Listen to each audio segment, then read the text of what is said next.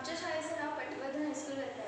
माझे नाव आराध्य ओंकार केळकर आणि मी 7वी वर्गात शिकते.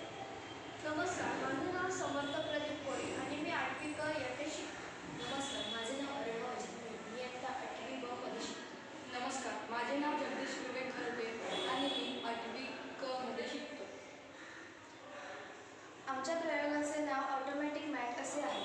आवश्यकता असेल तेव्हा आपणच पसरणारी आणि काम झाले की आपणच फोल्ड होणारी मॅट. जेव्हा मॅटवर बसलेली माणसे उठतील तेव्हा सेन्सर्स मोटरला हे आदेश देतील की मॅट फोल्ड होण्यासाठी. याचा उपयोग मोठमोठे हॉल, योगा सेंटर, आरोग्य शिबिर, इंडोर गेम्स आणि क्रिकेटच्या मैदानावर जेव्हा पाऊस पडेल तेव्हा याचा उपयोग होईल.